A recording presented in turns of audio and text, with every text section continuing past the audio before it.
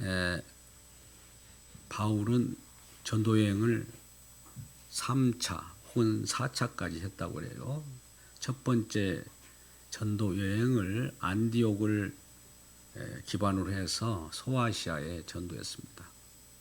두 번째는 안디옥에서 다시 돌아와서 여러 그동안 전했던 것들이 복음에 대한 의심을 갖는 것 때문에 공회를 소집한 예루살렘 교회에 가서 여러 내용을 확인하고 와서 다시 2차 전도여행을 가게 됩니다.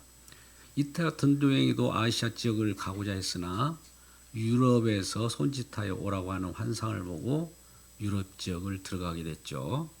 유럽 지역을 들어갈 때 건너가기 전에 장소가 드로아입니다.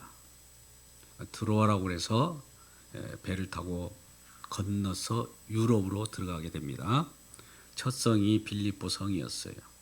거기에서 누디아라는 여성에게 복음을 전할 때 복음을 받아들이고 예수 그리스도를 믿게 되었다. 그래서 빌립보에도 유럽의 첫 성인데 유럽에도 이제 복음이 증거되게 되는 그런 기쁨을 누리게 되는 겁니다. 이어서 이제 오늘은 그 빌립보를 지나서 어디에 이르렀느냐면 그들이 암비볼리와 아볼로니아로 다녀가 데살로니가에 이르니, 죄송합니다. 눈이 좀 잘 안 보이는 시간이 돼가지고 데살로니가 이르렀대요. 데살로니가 이르니 거기 유대인의 회당이 있는지라. 사도 바울은 이런 유대인의 유대인의 회당을 자주 들락거려요. 왜 그러냐면 사도 바울도 예수 믿기 전에 회당에서 가르침을 받았고 또 가말리엘 문화생으로서 유대교에 아주 심취됐던 자입니다. 유대교에도 하나님을 믿었기 때문에 하나님의 열심이 있었다고 하잖아요. 그죠? 예수교, 그리스도교만 하나님 믿는 것이 아니라 유대교도 하나님 믿는 거예요. 그죠? 근데 우리가 믿는 하나님과 유대교가 믿는 하나님은 다르죠. 명칭은 하나님이라고 하지만 다른 겁니다. 그래서 이전에 하나님을 믿는데 열심히 있었던 사도 바울이 예수님을 만나고 예수님을 하나님으로 섬기게 되었죠. 그래서 유대인의 회당이 많이 있어요. 유대인의 회당이라고 하면 포로 생활을 할 때 각 처소에서 성전에서 예배를 드리고 성전 신앙을 가지고 있었는데 성전마다 파괴되었기 때문에 성전이 파괴된 곳 성전에서 예배 드릴 수가 없잖아요. 제사를 지낼 수가 없으니까 각 곳곳마다 회당을 만들었어요. 회당은 한 20여 명 정도 들어갈 수 있는 분량의 규모의 그런 곳이에요. 그래서 그곳에서 이스라엘 백성들이 그동안 하나님께서 이끌어왔던 것들을 강론하고 또 그 하나님에 대해서 알기를 원했던 것이죠. 그러나 유대인들은 그 하나님을 제대로 발견하지 못하고 하나님이라고 하는 그 생각만 갖고 쫓아갔던 신앙을 갖게 된 겁니다. 그래서 2절에 바울이 자기들 관례대로 그들에게 들어가서 새 안식일에 성경을 가지고 강론했다. 이제 성경 말씀을 가지고 강론했다. 설교했다 이 말이에요. 그래서 그 하나님이 어떤 하나님인가, 진정한 하나님이 어떤 하나님인가 이걸 알려주게 되는 것이죠. 그래서 새 안식이라는 것은 3주 동안의 성경을 가르쳤다는 거예요. 어디에서요? 데살로니가에서. 뜻을 풀어 그리스도가 해를 받고 죽은 자 가운데서 다시 살아나야 할 것을 증언하고. 그러니까 무엇을 지금 설교를 했느냐 봤더니 성경 말씀을 풀어서 뜻을 풀어서 그리스도가 고난을 받고 해를 받고 죽은 자 가운데서 다시 살아나야 할 것을 증언했다. 설교의 내용이 이와 같은 거예요. 예수 그리스도가 왜 이 땅에 오셨으며 왜 고난과 해를 받고 피해를 받고 다시 살아나야 한 것을 증언하고 이르되 내가 너에게 전하는 예수가 곧 그리스도라. 내가 전하는 예수가 그리스도라는 거예요. 예수가 그리스도라. 우리 복음 내용은 예수가 그리스도라는 내용이에요. 예수가 그리스도라는 내용을 말하는 건 예수는 구원자이잖아요. 그리스도 구원하는 일을 하시는 분이라는 거예요. 예수가 다른 분이 아니라 예수는 구원주라는 거죠. 그렇게 전한 거죠. 그러니까 뭐 성경 설교 내용이 복잡한 것도 아닙니다. 아주 예수는 우리를 구원하신 주님이시라는 것을 알게 하시죠. 그 중에 어떤 사람 곧 경건한 헬라인 큰 무리와 적지 않는 기부인도 권함을 받고 바울과 실라를 따르나. 바울과 실라를 왜 따를까요? 복음을 전하면 왜 우리가 장로나 여러 스승을 따르게 되잖아요. 뭐 때문에 따르죠? 네, 말씀으로. 네. 우리는 장로나 목회자를 존중하라고 그러잖아요. 배나 존중하라는 건 뭐 때문에 존중하라고 그래요? 말씀을 쥐고 있기 때문에 그렇다고 했잖아요. 목회자, 장로, 교회 지도자들이 뭐 때문에 교회 지도자를 우리가 배나 존경해야 할까요? 다시 묻습니다. 1번 인품이 좋아서, 2번 말씀을 가지고 있기 때문에. 예, 그래요. 뻔한 거예요. 성경 속에서 얘기는 모든 것이 생명의 말씀에 관한 거예요. 그러니까 생명의 말씀을 알지 못하면 존경할 필요가 있어요, 없어요? 예, 세상 속에서는 연장자를 존경해야 됩니다.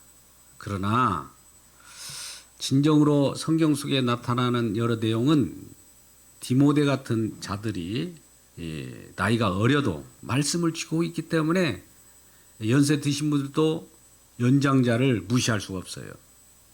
그러니까 우리 속에 말씀, 생명의 말씀이 있다는 것은 예수 그리스도가 있다는 거예요. 예수 그리스도가 있어야 예수 그리스도 때문에 그를 존중할 수 있는 거예요.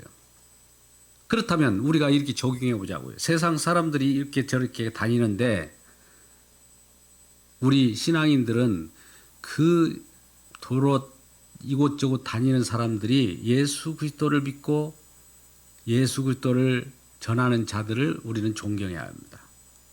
근데 예수를 전하지 않고 예수와는 상관없이 삶을 살아가는 사람들을 우리는 존경할 필요는 사실 없어요. 성경적으로는. 왜요? 생명이 없거든요. 그냥 죽으면 썩어져 끝나버리고 멸망받을 자들입니다. 그러니까 항상 우리는 먼저 믿는 자, 그분이 믿는 자인가를 확인하고 안 믿었다면 먼저 내가 생명의 말씀을 가지고 있기 때문에 전해야 돼요.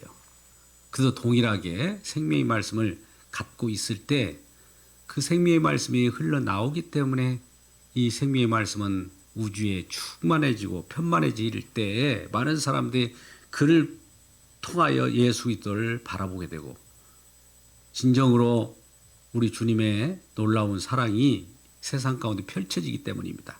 그 외에는 다 썩어지고 다 멸망할 것들 뿐입니다. 그래서 우리 그리스도인들은 아유 저렇게 엄하게 말할 수가 있느냐 이렇게 말하지만은 성경이 그렇게 말씀합니다. 그래서 우리는 그 부분을 분명히 해야 될 거예요. 그래서 많은 사람들이 바울과 실라를 따라가는 거예요. 바울과 실라의 그 인품을 보고 따라가는 것이 아니라 뭐 때문에 따라간다고요? 바울과 실라가 말씀을 가지고 있기 때문에. 이제 곧 있으면 우리가 부모님을 공경하라 이런 말씀을 하여 에베소 6장을 강론할 때 이제 우리 부모의 날, 부모님의 날 이런 날이 오면은 부모님을 주 안에서 부모님을 공경하라고 그래요. 주 안에서 그것도 단서가 있어요. 예수를 믿는 부모를 공경하라는 거예요. 주 안에서 주님을 공경하라, 부모를 공경하라는 거예요. 그러면 주 밖에서 예수 안 믿는 부모는 공경할 필요가 없어요.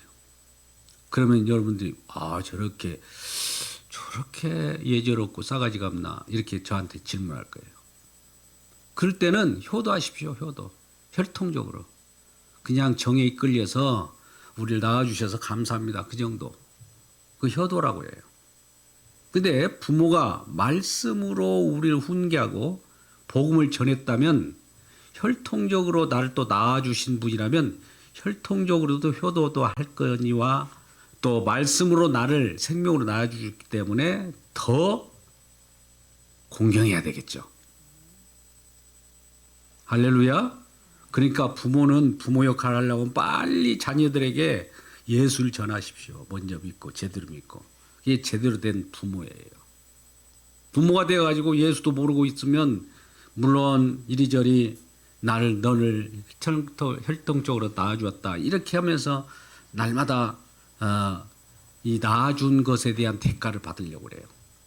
그렇게 돼 있어요. 예수가 없으니까 맨날 내 탐욕만 나타날 수밖에 없어요. 내게 있는 것이 없으니까 내게 채울 것이 없거든. 나는 예수 그리스도가 내 안에 있다면 오늘 뒤편에 나오듯이 만물을 다 예수님이 가지고 계시기 때문에 만물 속에 우리가 모든 것을 가지고 있는 자가 된 거예요.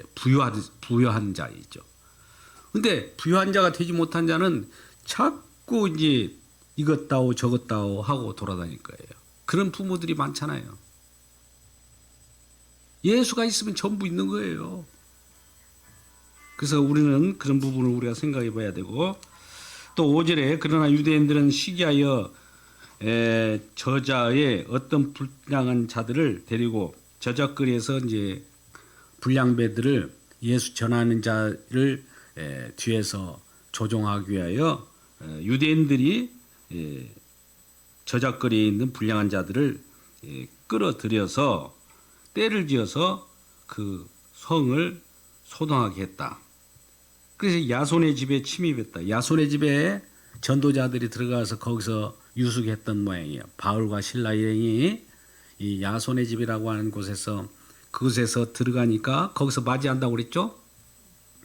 우리가 어떤 복음의 말씀을 들고 가면 예수님 제자들도 그렇게 보냈다고 했잖아요. 가면 영접하면 그곳에서 유숙할 것이요. 거기서 먹을 것을 또 공개받을 것이요 그랬어요. 그래서 신발이나 배낭이나 두보로를 가지지 말라 이 말이에요. 이 말을 지난주 설교에서 했어요. 이어서 지금 하는 거예요. 여기와 맥이 같기 때문에.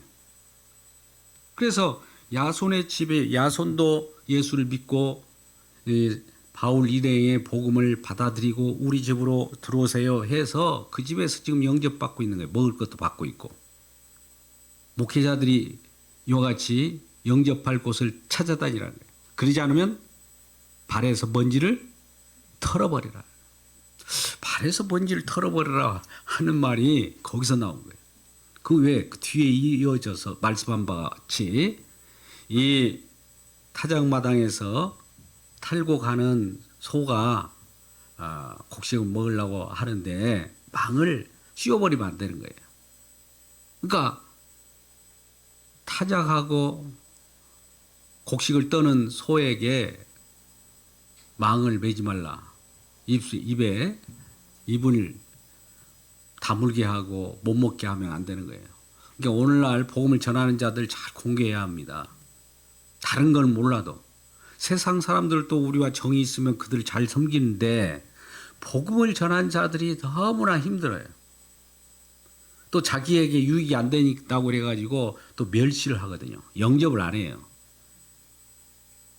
가끔가다 이런 이 야손의 집처럼 야손과 같이 그런 사람들이 생길 수 있으나 대부분은 멸시하고 지금 세상 바삐 돌아가는데 그럴 시간이 없다. 복음 들을 시간이 없다라고 내쳐버리잖아요. 전도해도 문을 안 열어줘요. 문을 꼭꼭 닫아담습니다. 그런 시대에 그렇게 복음을 전하는 전도자들이 다닌단 말이죠. 그래서 이 야손을 오히려 끌어당겨요. 야손과 그 복음 전도자를 잘 영접했던 자들을 오히려 고발해 버립니다. 근데 고발하는 내용이 그래요. 7절 야손이 그들을 맞아 들였도다. 이 고발하는 자들이 하는 말이요. 이 사람들이 다 가이사의 명을 거역하여 말하되 다른 임금 곧 예수라는 이가 있다 하더이다. 우리 만왕의 왕 임금이 예수 그리스도예요. 그러니까 우주 만물을 통치하시고 다스리신 예수를 이야기하니까 지금 본연의 눈에 보이는 가이사라고는 왕이 있고 황제가 있는데 무슨 소리냐 하면서 역으로 진정한 왕을 홀대하고 진정한 왕을 전할 때 그것이 잘못됐다고 거꾸로 이렇게 거역하는 일이 벌어지는 거예요. 8절 무리와 읍장이 이 말을 듣고 소동하여 그러니까 그렇게 고발하니까 읍장도 어떤 자그마한 고을의 장도 그것을 그 말을 듣고 소동해서 이제 그걸 추궁하게 되죠. 추궁하다가 이제 지혜로운 읍장들은 계속 그를 추궁하고만 있을 수가 없잖아요. 그래서 9절 말씀과 같이 야손과 그 나머지 사람에게 보석금을 받고 놓아줘요.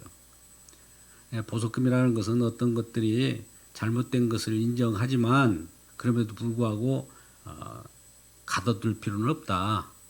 그런 내용입니다. 10절부터 이하의 말씀 가운데는 이제 데살로니가에서 복음을 전하고 이제 그 밑에 베레아로 내려가게 돼요. 우리는 복음을 전할 때 한 곳에서 전하는 것이 아니라 이곳저곳 다니면서 복음을 전하게 되는 겁니다. 그래서 밤에 형제들이 곧 바울과 실라를 베레아로 보내니 이제 데살로니가에서 다 보내고 나서 복음을 전했잖아요. 3주 동안 이제 베레아로 보내요. 밤에 그것도 야반 도주하듯이 또 그 베레아로 밤에 내려가게 되죠. 그들이 이르러 유대인들의 회당이 들어가냐. 베레아에도 회당이 있죠. 그곳에 들어갔어요. 베레아에 있는 사람 11절 말씀 한번 보세요. 베레아에 있는 사람들은 데살로니가 있는 사람들보다 더 너그러워서 간절한 마음으로 말씀을 받고 이것이 그러한가 하여 날마다 성경을 상고함으로. 자, 이 말씀 굉장히 중요합니다. 베레아에 있는 사람, 베레아 사람들은 데살로니가 사람들보다 더 너그러워서 간절한 마음으로 말씀을 받고. 너그러웠다는 것은 뭡니까? 뭐 세상 사람 인품처럼 너그러웠다 그런 뜻이 아니라 마음이 오픈되어 있다는 거죠. 이것도 성령이 우리 마음을 열어야 되는 거예요. 베레아 사람들이 오히려 더 데살로니가 사람들보다도 더 오픈되어 있는 사람들이라는 거죠. 그래서 그나마 간절한 마음으로 말씀을 받고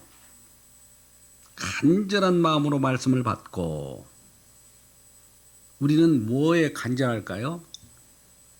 뭐가 가치가 있고 중요한 것에 관심을 갖고 간절한 마음으로 그걸 요구하지 않습니까? 그게 말씀에 대하여 말씀을 받고 간절한 마음으로 말씀을 받았대요. 간절한 마음으로. 우리가 말씀을 오늘 성경 말씀을 듣고 계시는데 간절한 마음으로 기도하고 받기를 주님의 이름으로 축복합니다. 굉장히 중요한 거예요. 가치 없이 뭐 의뢰의 행사니까 대충 예배드리고 하자 이런 거 아니에요. 간절해야 됩니다. 간절하려면은 예배도 미리 한 15분 전부터 기도하면서 간절하게 받을 준비를 해야 되겠죠. 그래서 말씀을 받고 이것이 그러한가요? 지금 복음을 전하고 있잖아요. 복음의 내용이 그러한가요? 굉장히 중요한 주제입니다. 앞으로 우리는 대외적인 컨퍼런스도 할 텐데 우리 성도들도 참여하면 좋겠어요. 전반기 7월 초에 그 다음에 후반기는 10월 마지막 주가 종교개혁 주간인데 그 말씀의 주제가 있어요. 첫 번째 주제 뭔가 알려드릴까요? 복음 과연 그러한가. 그래서 전반기는 복음 과연 그러한가. 과연 그러한가. 그러한가라는 것은 말씀이 과연 제대로 그러한가 이걸 상고해야 됩니다. 오늘 베레아 사람들처럼. 그래서 전반기는 1대1 이 맞짱 토론회가 일어날 거예요. 1대1. 그리고 그것이 정립되면 후반기에는 10월 종교개혁 주간에는 이제 대적으로 규모를 많이 해서 다른 공간에서 이제 1대1이 아니라 최후의 대결, 그래서 끝장 토론이 일어납니다. 그것은 진리 과연 그러한가? 올해는 대외적인 컨퍼런스가 그렇게 계획되어 있다는 것을 생각하시고 오늘 베레아 사람처럼 말씀이 그러한가? 라고 하면서 간절히 사모하고 기도해 주시길 주님의 이름으로 축복합니다. 네, 광고도 했습니다. 데살로니가 있는 오늘 말씀의 성경을 상고함으로 12절 그 중에 믿는 사람이 많고 또 헬라인 기부인과 남자가 적지 아니하나 데살로니에 있는 유대인들은 바울이 하나님 말씀을 베라에서도 전하는 줄을 알고 거기서도 가서 무리를 움직여 소동하게 하느니라.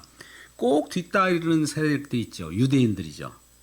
데살로니가에서 거기서도 이 바울 일행을 힘들게 하면서 또 그 밤에 야반 도주하다시피 해서 그 베레아에 내려와서 복음 전하니까 또 유대인들이 또 베레아까지 내려와서 또 힘들게 하는 거예요. 복음을 전하는 것이 그렇게 호락호락하지 않습니다. 우리는 복음 전할게 아멘, 아 좋아 막 다 그럴 것 같죠. 진정한 복음이 들어가면 가만히 안 둡니다. 악령들이 누구겠어요? 그냥 우리가 악령들이니까 무슨 막 칼 물고 막 이런 사람인 줄 아닙니까? 유대인들이 얼마나 점잖해요. 유대인들이 마음 따뜻한 사람들이에요. 근데 예수만 전하면 막 사람 발끈발끈한 거예요. 왜 그럴까요? 예수를 전해보면 알아요. 이 세상에 온통 죽음인데, 온통 어지러움인데, 온통 카오스인데, 무질서인데 질서를 딱 집어넣으면 발끈해요. 뭐 복음을 전할 때 발끈하지 않는다는 것은 그거나 똑같은 거예요, 사실. 여러분도 발끈해야 됩니다. 제가 말씀을 전하면은 아이고 세상으로 무슨 도움 된다고 그런 말씀을 전합니까? 막 발끈해야 돼요. 왜? 세상 사람들은 세상에만 관심을 갖는데 하늘 세계를 전하니까 그걸 좋아할 사람이 있겠어요? 쫓아버리려고 그래요. 쫓아내요. 이 지역에 나가 하면서 쫓아버리죠. 이게 복음이에요. 어떤 사람이 복음 제대로 전해가지고 그렇게 막 흥왕하고 큰 뭐 그냥 무리들과 함께 그 지상 왕국을 건설한다는 말이 어디가 있습니까? 우리 잘 생각하셔야 돼요. 오늘 막 정치판 난리입니다. 힘의 왕국을 내가 최고다 이런 것이 어디 있어요? 예수님 이 땅에 와서 내가 최고다 했습니까? 섬겼어요. 죽기까지. 그게 이 땅에서 왕노릇이 돼요. 이 땅에서의 왕노릇이 우리는 왕하면 막 다스리고 힘으로 눌러 제끼는 왕이잖아요. 세상 사람들이 느끼는 왕이에요. 그러나 하나님께서 우리에게 알려주는 왕노릇은 예수님이 진정한 왕노릇 했는데 왕노릇의 정점이 뭔지 아세요? 알려드릴까요? 십자가예요. 죽으심이에요. 죽기까지 섬겼어요. 그럼 우리 교회도 어떻게 해야 될까요? 죽기까지 섬기시기를 주님의 이름으로 축복합니다. 아유, 그러면 나한테 무슨 유익이 있어? 예, 유익이 있어요. 하나님께서 나중에 충성된 종아, 그래요. 이제 많은 눈물을 닦아줄 날이 오는 거예요. 이 땅에 올 때, 세림이 주님께서 이제 기다리고 계시다가 오시잖아요. 그때까지 그렇다는 거예요. 그러니까 우리가 할 일이 그거예요. 형제들이, 데살로니가 있는 유대인들이 또 쫓아오니까 형제들이 곧 바울을 내보내며 어디까지요? 바다까지 가겠다. 바다로 이제 이렇게 실라와 디모데는 거기 머물고 있고 베레아에 머물고 있고 바울을 그 베레아에서 바다로 가면은 뭘 어떻게 할까요? 이제 배를 타고 가겠죠. 15절 바울을 인도하는 사람들이 바울을 또 인도하고 이끌고 어디 가이드를 해주는 분들이 있겠죠. 그를 데리고 아덴까지 이르렀어요. 그에게서 실라와 디모데를 자기에게로 속혀오게 할. 먼저 바울이 이 아덴에 도착하고 나서 베레아에 있는 실라와 디모데를 내려오게 한 거죠. 지금 오늘 지금 말씀에 처음에 어디에 이르러서 데살로니가, 그 다음에 베레아, 그 다음에 아덴 이렇게 내려가는 거죠. 그렇게 가면서 복음을 전파하는 거예요. 자, 16절 바울이 아덴에 이르러서 아덴에서 그들을 기다리다가, 누구를 기다리다가요? 실라와 디모데를 기다리다가 그 성에 우상이 가득한 걸 보고 마음이 격분해요. 아덴에 딱 내려와 보니까, 바울이 보니까 아덴이라는 도시를 이렇게 둘러보니까 우상이 가득한 거예요. 우상이. 그래서 이 유대인의 회당에 들어가죠. 17절 회당에서는 유대인과 및 경건한 사람들과 또 장터에서는 날마다 만나는 사람들과 변론하니, 변론, 논쟁, 토론은 점잖은 거예요. 쟁론하니 서로 말싸움도 하겠죠.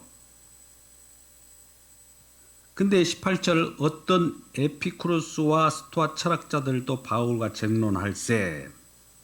에피쿠로스가 뭔지 알아요? 에피쿠로스 학파. 에피쿠로스는 이 쾌락주의자들 얘기해요. 쉽게 말하면. 그리고 스토아 철학, 우리가 잘 알잖아요. 지금 철학들이 이 수준을 벗어나지 못하고 있어요. 그래서 철학적으로 접근한 자들을 복음으로 이렇게 쟁론하고, 또 세상은 살만한 곳이라고 하면서 이원론적으로 이 들어오는 에피쿠로스 학파하고 또 싸우게 되는 거죠. 말싸움하는 거죠. 그러니까 어떤 사람들이 이 말쟁이가 무슨 말을 하고자 하느냐, 이 말쟁이구나. 바울도 말쟁이이죠. 말을 잘하니까. 어떤 데는 뭐 말을 잘 못한다는 말도 있고, 뭐 복음의 말은 잘하겠지만 세상 말은 어눌 수도 있어요. 오늘날 그러잖아요. 어눌고 말을 못하는 사람이 설교단에 이르면 말씀을 막 유창하게 하는 분도 많이 발견합니다. 희한하게 또 단에서 내려오면은 저 사람이 아까 저기서 얘기할 때는 똑바로 발음도 똑바로 했는데 여기 와서는 왜 저 말이 저렇게 이상하게 저런 말을 해? 하는 사람도 많이 저는 봤어요. 그건 뭐냐면 하나님이 그 복음을 전할 수 있도록 붙들어 주시니까 그래. 성령이. 정말입니다. 그런 일이 많이 볼 거예요. 그래서 이 말쟁이, 즉 이제 말쟁이라는 말을 이제 듣게 돼요. 사도 바울이. 어떤 사람이 이르되 이방신을 전하는 사람인가? 이 양반도 이방신을 전하는 사람이구나. 이렇게 바울을 그렇게 평가하기도 하고, 또 바울이 예수의 부활, 이 지역에는 예수의 부활이라는 것은 한 번도 들어본 적이 없으니까 이방신 중에 하나를 전하는 거구나. 이렇게 생각하는 거예요. 그들을 에덴 사람들이. 19절 그를 붙들어 아레오바고로 가며 말하기를 네가 말하는 이 새로운 가르침이 무엇인지 우리가 알 수 있겠느냐. 새로운 가르침. 우리는 새로운 걸 좋아해요. 아덴 사람들이 가장 뭘 하는 일을 하루 종일 하는 일이 날마다 새로운 걸 듣고자 한 거예요. 새로운 거. 신기한 거 듣고자 한 거예요. 그들은 복음을 듣고자 한 것이 아니라 날마다 새로운 거. 누가 더 새로운 거. 창작해내는 거. 아이디어. 막 이런 것들을 듣고 그런 걸 듣고자 하는 무리들이 많았던 곳이 아덴이에요. 아덴 사람들은 날마다 무슨 쟁론거리가 있으면 그곳에 가서 새로운 것이 뭐가 있나 이렇게 살펴요. 아이고 어저께 들었겠네. 그건 들었던 것은 안 들어요. 또 새로운 것이 누군가 새로운 말을 하면 그 속에 막 몰려다니는 사람들이란 말이죠. 근데 20절 뇌가 이 어떤 이상한 것을 우리 귀에 들려주니 그 무슨 뜻인지 알고자 하노라 하며 따라가는 사람이 있었어요. 21절 모든 아덴 사람들과 거기서 나그네 된 외국인들이 가장 새로운 것을 말하고 듣는 것 외에는 달리 시간을 쓰지 않음이로라. 달리 시간을, 아덴 사람들은 달리 어떤 시간을 내지 않아요. 오직 살아가는 것이 새로운 것을 듣고 새로운 것을 좋아하는 사람들이에요. 근데 그 새로운 것이 복음이면 얼마나 좋을까요? 근데 복음이 아니에요. 바울이 아레오바고 가운데 서서 말하되 아덴 사람들아 너희들은 종고있음이 많도다. 이게 굉장히 중요합니다.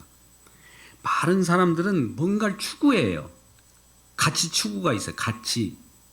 뭔가를 목적성을 가지고 추구하는데 그것이 새로운 것을 추구하는 사람들이에요. 이게 이제 종교심이라. 종교도 마찬가지예요. 종교도 새로운 걸 추구한 거예요. 하늘궁. 뭐야? 하늘궁? 새로운 것을 추구하는 거예요. 그 이단이든 어쩌든. 신기하거든요. 그러니까 그런 걸 추구하는 걸 가지고 종교심이 많도다. 그런 거예요. 범사에, 매사에. 그래서 바울이 말하기를 이렇게 말합니다. 내가 두루 다니며 너희가 유하는 것들을 보다가 알지 못하는 신에게라는 색인단도 봤대요. 하다못해 이것저것 막 신, 이 하나님, 저런 하나님 막 자기들끼리 신, 이런 신이 더 새롭다, 이런 신이 더 새롭다 하고 막 계속 얘기하는데 어떤 신은 뭐라고 하는 신을 딱 새겨놨느냐 하면은 이런 생기예요. 알지 못하는 신, 이렇게. 아예 이 신이 알지 못하는 신이에요. 내가 알아버리면 새 것이 아니에요. 새 것이 아니죠. 알지 못하는 신, 언제나 알지 못하는 신은 새롭잖아요. 그렇게 해놓고 새겨놓고 그런 단을 만들었단 말이죠. 그런데 이 사도 바울이 너희가 새롭다고 하는 것이 진정한 새로운 것이 뭔지 아냐? 이렇게 알려주면서 이렇게 말합니다. 너희가 알지 못하고 위하는 그것을 내가 너에게 알게 하겠다. 알지 못하는 신이라고 하면 너희가 그것을 알게 해줄게. 진짜 신을 알려줄게 하면서 이제 말씀한 내용이 오늘 내용이에요. 굉장히 중요한 내용이니까 24절부터 쭉 34절까지 내리 제가 읽어보겠습니다. 읽으면서 강론합니다. 우주와 그 가운데 있는 만물을 지으신 하나님께서는 친히 천지의 주제이시니 손으로 지은 전에 계시지 아니하고 우주와 만물 가운데 있는 만물을 지은 하나님. 하나님은 우주 가운데도 계셔요. 우주라는 건 뭡니까? 이 세상이에요. 해달, 별, 은하계 그 가운데 계셔요. 이곳에도 계셔요. 우주 안에도 만물 안에도 만물 밖에는 계실까요? 안 계실까요? 만물 밖에도 계셔요. 만물 밖에 계신 분이 어떻게 이 안에 계시고 그럴까요? 하나님은 어디든지 다 계셔요. 만물 밖에도 계시고 만물 위에도 계시고 만물 안에도 계시고 이런 분이 하나님이셔요. 그러면서 이 땅 천지의 주제이시니 천지의 주제이시고 천지를 움직이시는 분이시니 손으로 지은 전에 계시지 아니한 손으로 지은 전이라는 거 우리가 손으로 지은 그 성전 손으로 만든 어떤 신당 손으로 만든 어떤 내용 이런 곳에는 계시지 않는다는 거예요. 하나님은 우주 만물 가운데 계시는데 별도로 이쪽에는 하나님이 계시니까 이쪽을 만들어 갖고 이쪽에만 고정시켜 놓고 하나님을 믿으려고 하는 사람이 많았죠. 우리가 구약에는 성전이 고정되었어요. 어느 한 곳에. 그러니까 그곳에서 벗어나면 하나님이 안 계신 줄 알고 그곳에 가갖고 예배 드리고 제사를 드렸는데 그러나 그런 시대가 아니라 이거예요.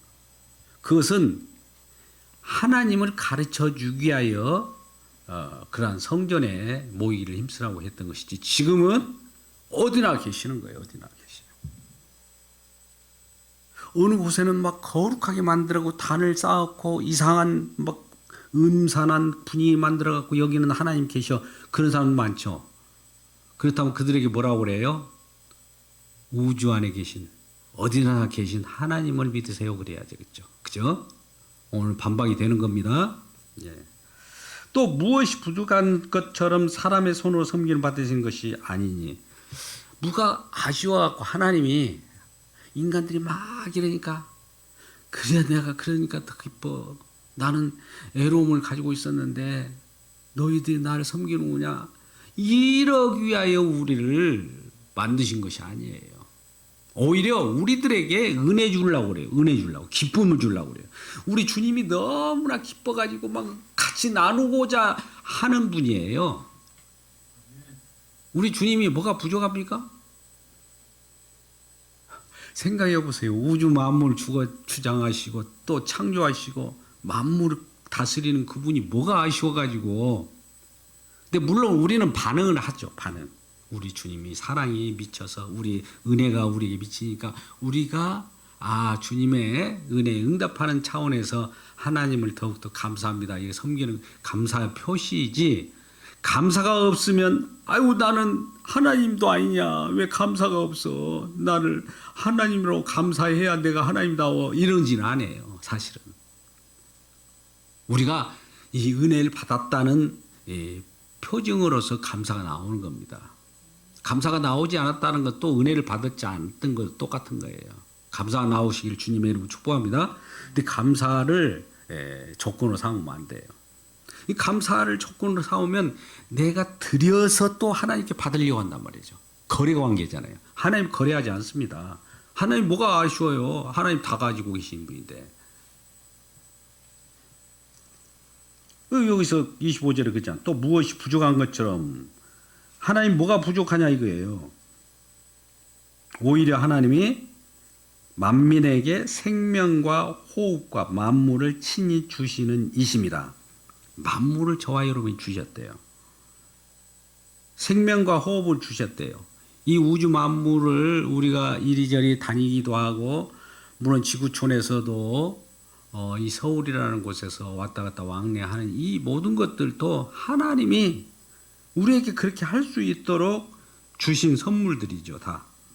26절, 인류의 모든 족속을 할 혈통으로 만드사 온 땅에 살게 하시고 그들의 연대를 정하시며 거주의 경계를 한정하셨으니 이는 사람으로 혹 하나님을 더듬어 찾아 발견하는 하심이 아니요 하심이로되 그는 각 사람에게 멀리 계시지 않. 인간들은 하나님 어디 계시는가 막 더듬어 찾아요. 그죠? 발견하려고 여기 하나님 계시나 저기 하나님 계시냐, 그렇게 우리 인간들은 그렇게 하나, 그러나 그는 우리 각 사람에게서 멀리 계시지 아니하도다. 하나님은 멀리 계시지 않습니다. 영으로 계시다면, 또 영으로 우리 안에 우리 성령을 주셔서 계시다면 같이 함께 사는 겁니다. 28절, 우리가 그를 힘입어 살며 기동하며 존재하니라. 우리가 그를 힘입어, 누구를 힘입어요? 하나님을 힘입어서 지금 거동하며, 기동하기도 하고 거동하기 같은 말이에요. 기동, 거동하며 존재. 우리가 존재하는 것은 누구 때문에 존재해요? 그를 힘입어서. 하나님이 지금 저와 여러분을 유지하고 보존하고 있어요. 그것도 말씀으로. 하나님 말씀을 걷어가 버리면 저와 여러분은 그냥 물거품이 돼서 금방 쑥 사라져 버려요. 우리를 지금 유지하고 있다고요. 지금 우리 신경계통을 지금 돌리고 있고, 혈류를 돌리고 있고, 또 숨쉬기도 하고 있고, 이게 하나님이 허용하기 때문에 있는 거예요. 하나님이 안 계시면 이거 아무 의미가 없어요. 우리가 스스로 살아가는 것이 없어요. 그래서 하나님을 먼저 생각하셔야 되는 거예요. 우리가 요즘 날 많은 건강이 힘들어하시는 분도 있고, 저도 건강이 좋지 않기 때문에 병원 신세를 갔는데, 그래 의사가 예를 들어서 우리를 조금 진단해서 치료하고 수술해주고 뭘 한다고 봅시다. 뭐 의사가 우리를 고쳐준다고 생각하잖아요. 그래서 예를 들어서 뭔가를 제거하고 혹은 염증을 제거하고 뭔가를 했다고 봅시다. 딱 덮었어요. 그대로 있으면 낫습니까? 의사가 날마다 막 혈류를 돌려요. 의사가 막 순환계통을 돌려요. 의사가 막 어떤 이 좋지 않는 그러한 이 병영균을 죽여줍니까? 하나님이 돌게 하셨죠. 하나님이, 오늘 하나님이 그렇게 하신 거예요. 의사는 단지 거기에 도구로만 잠깐 써진 거예요. 일부분만. 너희 시인 중에 어떤 사람이 시인들 말과 같이 시인의 어떤 얘기를 우리들은 이제 그의 소생이라고 하죠. 하나님의 백성이라고 하는 건데 그 얘기 나오고, 그런즉 하나님을 금이나 은이나 돌에다가 사람의 기술로 사람의 고안으로 새긴 것과 같이 여길 것이 아니라 우리는 하나님의 생명을 갖는 자들인데 움직이는 무생물처럼 뭘 만들어 갖고 이것이 우상 그 무생물을 만들어 놓고 그걸 섬기라고 하면은 그거 어떻게 되겠어요? 오늘날 그런 사람들이 많잖아요. 심지어 십자가도 이게 이렇게 막대기를 이렇게 해가지고 여기에 뭐가 있는 것처럼은 이건 생명이 없는 거잖아요. 지금 저게 생명이 있어서 저기다가 빕니까? 어떤 분들은 그래요. 이전에 제가 같은 간증합니다만 지금 이 근근의 큰 교회입니다만 그 앞에 정원에다가 마리아상을 누군가가 그냥 조각으로 다 갖다 놨어요. 정원에 교회. 근데 새벽 기도로 오는 권사님들이 새벽 예배당으로 바라서 가서 하는 주님을 뭐 기도해야 되는데 먼저 그 앞에 가서 기도하고 들어가. 나 이 희한한 꼴을 내가 봤어요. 그 예수 믿는 겁니까? 뭡니까? 아무거나도 믿는 거죠. 여기도 예수도 좋고 여기 뭐 성모 마리아 좋고 아무 뭐 돌에 새긴 뭐라도 좋고 심지어 십자가도 이렇게 하면은 십자가도 우상이 되는 거예요. 그렇게 하면 우리가 이걸 잘 분별해야 됩니다. 그래서 심지어 우리 합동 교단 같으면 십자가를 다 떼버리게 했어요. 이걸 통해서 상징이잖아요. 주님을 생각하라고 이걸 도구로 놨는데 요걸 붙들어 버려요. 요걸 여기서 뭐가 있는가요? 뒤에 보세요. 내려가지고 뭐가 있는가. 또 이 떼면 허전할 거요. 오늘 지금 이 얘기를 지금 아덴에 가서 바울이 지금 얘기하는 거예요. 진정으로 너희들 종교심이라는 게 뭔지 아냐? 진정한 하나님을 만나지 않고 너희 욕심으로 뭔가를 막 고안하고 우상을 만들어서 뭔가 돌 같은 걸 새겨갖고 아무것도 아닌 걸 가지고 새겨놓고 그걸 섬기더라. 이게 종교라는 거죠. 그러나 우리 주님께서는 그래 좋아. 그러나 이전에는 나를 알기 전에는 그랬지 모르지만 30절에 알지 못하던 시대에는 하나님이 간과하셨다. 그걸 그냥 너그레이 용서했대요. 그러나 지금은 이제는 어디든지 사람에게 명하사 다 회개하라는 거예요. 회개하라. 엉뚱한 거 믿었던 거 회개하라는 거예요. 우리 욕심으로 무엇인가 추구했던 것 그것도 회개하라는 거예요.